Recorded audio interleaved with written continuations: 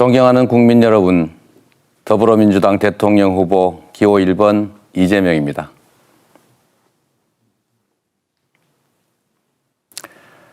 오늘부터 방송 연설을 시작합니다. 오늘은 첫 번째 시간으로 저 이재명을 국민 여러분께 소개해 드리려고 합니다. 국민께서 보내주신 질문에 답하는 방식으로 제가 살아온 이야기를 해 드리려고 합니다. 첫 번째 질문입니다. 어린 시절 이재명은 어떤 아이였나요? 한마디로 친구들과 잘 놀고 활발하고 씩씩한 아이였습니다. 초등학교 1학년 성적표에도 그렇게 적혀 있습니다. 저는 경북 안동 예안면 도촌리 지통마라는 화전민들이 모여 사는 곳에서 7남매 중 5째로 태어났습니다. 고향집은 지금도 버스가 안 다닐 만큼 첩첩산중 오지입니다. 시오리길을 약 2시간 가까이 걸려서 학교에 갔습니다. 엄청 먼 길이었죠. 저희 집은 무척 가난했습니다. 아버지는 제가 초등학교 3학년일 때 돈을 버시겠다고 먼저 고향을 떠나셨습니다. 어머니는 남은 5남매 키우시느라고 나무집 밭일 해주시면서 정말 허리 펼 새도 없이 열심히 일하셨습니다. 제가 보기는 이래도 어린 시절에 애교가 참 많았습니다. 학교에서 돌아오면 제일 먼저 엄마 이렇게 큰 소리로 불렀습니다. 그러면 어머니는 저 멀리 밭에서 김을 매시다가도 호미를 쥔 채 일어나셔서 저를 기다려 주셨습니다. 저는 총알처럼 달려가서 어머니 품에 덥석 안기곤 했었습니다. 어머니 품은 늘 푸근했고 언제나 좋은 냄새가 났습니다. 오염되지 않는 산골에서 어머니의 큰 사랑을 담뿍 받으면서 구김살 없이 자랐던 제 유년은 저에게 가장 따뜻하고 그리운 기억으로 남아 있습니다. 다음 질문 이런 게 있군요. 13살 어린 나이에 소년공이 됐는데 소년공 시절 기억에 남는 장면 3가지 어떤 걸 꼽을 수 있나요? 네. 첫 번째 장면은 8 식구가 나란히 누워서 함께 자던 단칸방 그리고 그 단칸방 기퉁이에서 조그만한 상을 펴놓고 앉아서 일기를 쓰고 있던 제 모습입니다. 소년공 시절의 일기를 보면 아프고 서럽던 일들이 정말 어제 일처럼 생생합니다. 제가 초등학교를 졸업하자마자 가족들 모두 성남으로 이사를 했는데요. 일기에는 이사 오던 날 비는 주룩주룩 한없이 내리고 나는 눈이 아파서 눈을 가리고 있었다. 이렇게 적혀 있습니다. 상대원동 달동네 꼭대기 작은 월세 단칸방에서 살았는데 생계를 위해서 온 가족이 돈을 벌어야 했습니다. 저도 중학교 대신 공장에 다녔습니다. 처음에는 먹거리 공장에서 끓어오르는 납증기를 들이마시면서 매일 12시간씩 납땜일을 했습니다. 그러다가 월급을 좀 더 준다고 해서 십리길을 걸어서 창곡동 먹거리 공장을 다녔는데요. 석 달치 월급을 체불하던 사장이 야반도주하는 바람에 석 달치 월급 몽땅 떼인 적이 있었습니다. 너무 서러워서 어머니 품에 엎어져서 엉엉 울었던 기억이 납니다. 그 뒤로 여러 공장을 다녔는데 여러 상처 때문에 온몸에 흉터가 많이 남았습니다. 두 번째 기억에 남는 장면은 공장의 프레스 기계입니다. 16살에 야구 글러브를 만드는 공장에서 일했는데 손재주를 인정받아서 프레스 기능공이 됐습니다. 가죽을 자르는 프레스 기계를 다루는 일이었습니다. 그런데 여기에서 프레스 기계에 팔이 눌리는 사고를 당했습니다. 성장판이 손상됐는데 제대로 치료받지도 못했습니다. 산업재해 보상 조항 이런 거 가르쳐주는 사람도 없었습니다. 저는 그저 정신을 똑바로 못 차린 저 자신만을 탓했습니다. 사고를 당하고 고참들에게 폭행당하면서 저는 절망했습니다. 어느 날 제가 새로운 걸 발견했습니다. 저를 괴롭히는 그 대단한 공장 관리자가 고졸이라는 사실을요. 그리고 검정고시로 고졸이 될 수도 있다는 것을 알게 됐습니다. 공부를 하기로 마음먹었습니다. 공부가 유일한 살 길로 보였습니다. 공장에서 퇴근하면 곧바로 학원으로 달려가고 밤잠 줄여가면서 열심히 공부해서 대입검정고시, 고입검정고시 빠르게 합격했습니다. 절박하게 매달린 결과였습니다. 그런데 달라진 게 없었습니다.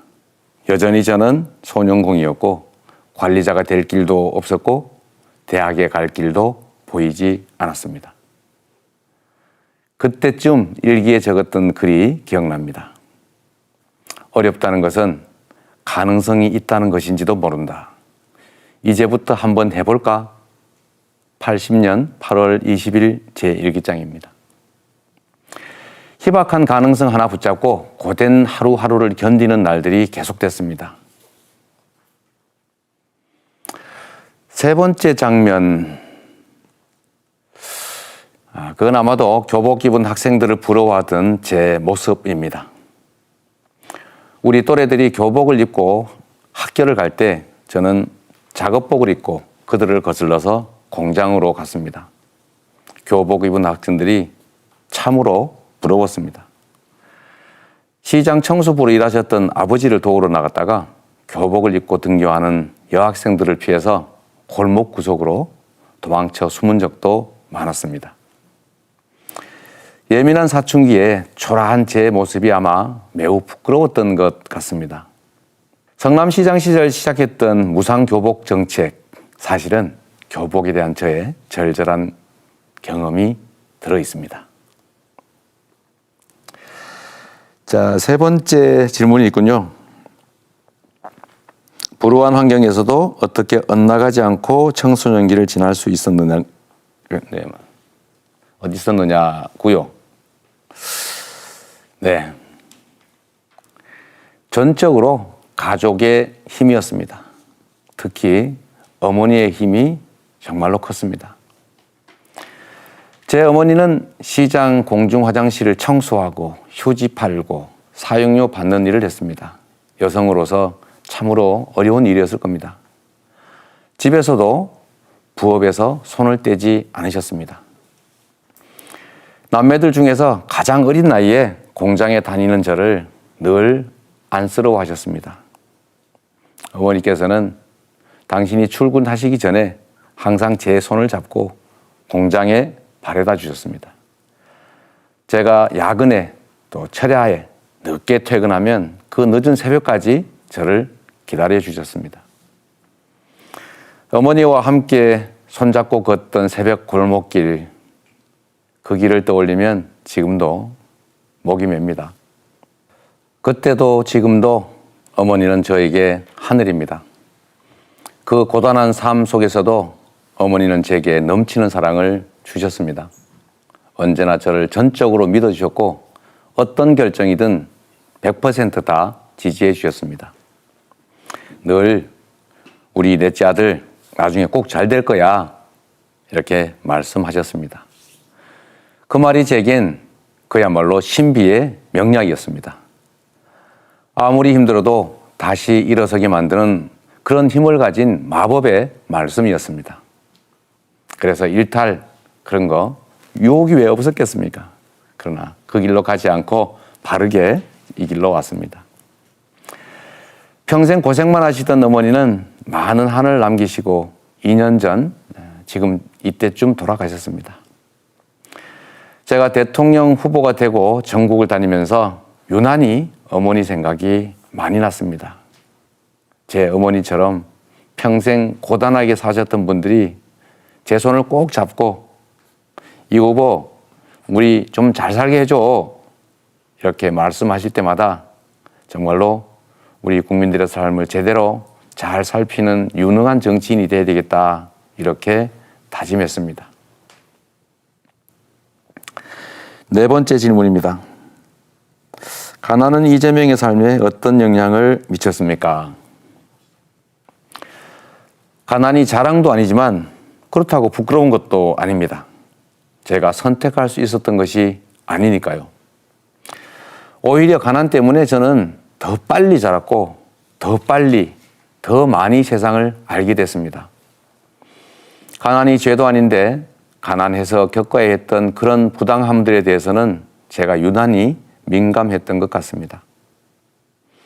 지독한 가난에서 탈출했지만 저는 그때를 잊지 않고 있습니다. 사법고시에 합격했을 때 성남을 떠나지 않고 가난한 힘든 이들을 위해서 일하겠다, 이렇게 인터뷰했던 것도 그 때문입니다. 제가 지금 정치를 하는 이유도 제가 탈출했던 그 가난과 절망의 웅덩이 속에서 여전히 고통받는 모든 분들에게 공정한 세상, 희망 있는 세상을 만들어주고 싶어서입니다. 다섯 번째 질문입니다. 대학생이 된 이재명을 가장 크게 성장시킨 것이 있다면 무엇입니까? 한마디로 5.18 광주입니다. 천신만고 끝에 법대생이 됐을 때 저는 진짜 세상을 다 얻은 것 같았습니다. 그렇게 바라던 대학생이 됐고 거기다가 학비 면제에 생활비까지 월급의 3배를 받으면서 다니게 됐으니까요. 개인적인 영달을 꿈꾸면서 희망에 들뜨던 82년 어느 봄날에 교정에서 유인물을 뿌리다가 사법경찰에게 거칠게 잡혀가는 학우들을 봤습니다. 친구의 권유로 80년 5월 광주 항쟁의 진실을 알리는 비디오를 봤습니다. 충격적이었습니다. 신문, TV에서 폭도로 보도해서 저는 정말 그런 줄 알았습니다. 그런데 진실은 전혀 다르다는 것을, 내가 그들의 충견이 돼서 2차 가해에 가담했다는 것을 깨달았습니다. 그래서 5.18은 저를 사회적으로 다시 태어나게 했고, 그래서 제가 5.18 광주를 저의 사회적 어머니라고 부르는 이유입니다. 제가 그 일 때문에 개인적 영달이 아니라 공정하고 정의로운 세상을 만들기 위해 살게 결심했기 때문입니다.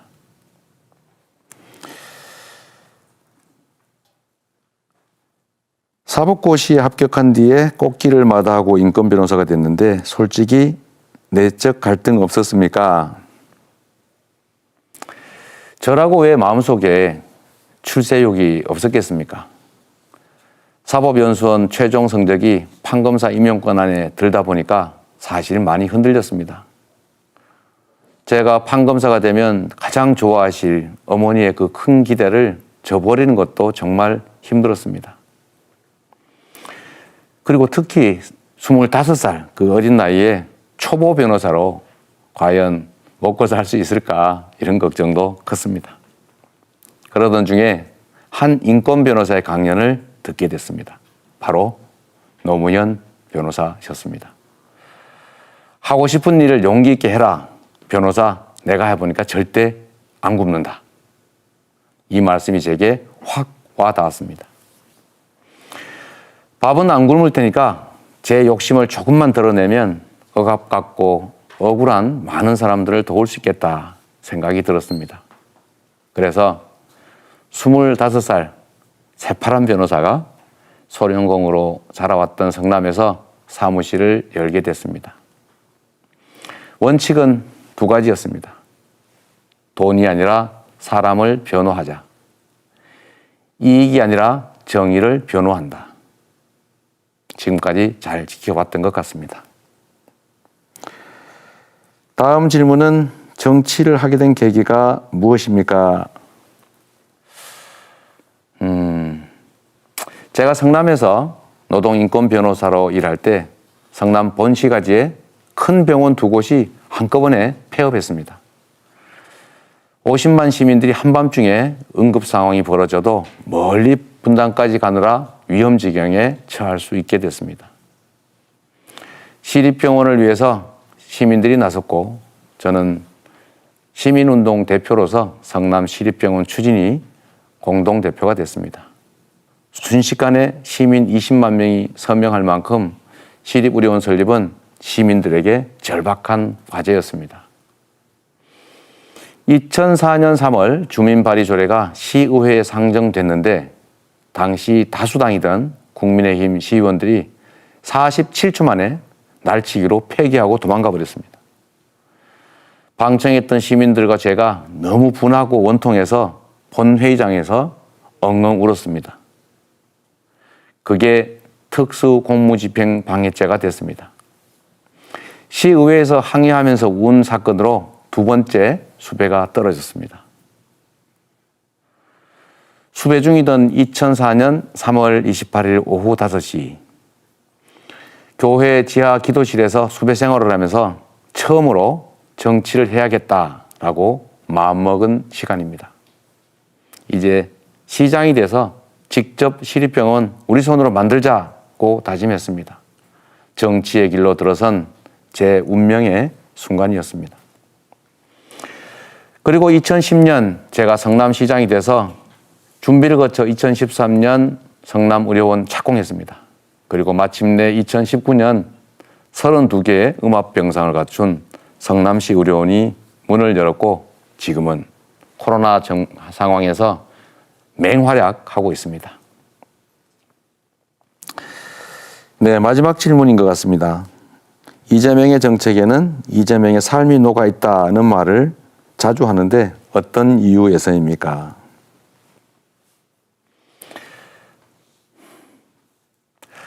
저는 국민들이 체감하는 정책을 많이 만드는 것이 중요하다라고 생각했고 또 실제 많이 만들었습니다. 성남시장 8년, 경기도지사 3년 동안 제가 만들어 집행한 모든 정책에는 가난하고 참혹했던 저의 삶, 그리고 평범하고 어려운 우리 국민들의 삶이 그대로 녹아 있습니다. 아버지께서 시장에서 주워온 거의 상한 과일만 먹었던 저의 개인적 경험이 경기도의 어린이 건강과일 지원 사업 모태가 됐습니다. 검정고시 학원비 7천 원이 없어서 공장에 다니다가 산재 장애인이 됐던 저의 개인적 경험이 청년 기본소득의 뿌리가 됐습니다. 20만 원이 없어서 일가족이 극단적 선택을 하는 이 현실이 경기도의 소액 극저신용대출 사업의 출발이었습니다. 누군가는 포퓰리즘이라 비난하지만 성남 시민과 경기도민들께서 크게 만족하셨고 그 성과 때문에 저를 지금 이 자리까지 보내주셨습니다. 성남시장, 경기도지사 시절 공약 이행률 평균 95%가 넘습니다. 실천했고 실적으로 실력을 증명했다고 자부합니다. 저는 자신 있습니다. 국민 여러분께서 저 이재명을 대통령으로 선택해 주시면 성남 시민, 경기도민들이 그러셨듯이 대통령 한 사람 바뀌었을 때 내 삶이 얼마나 바뀔 수 있는지 실적으로 체험시켜 드리겠습니다.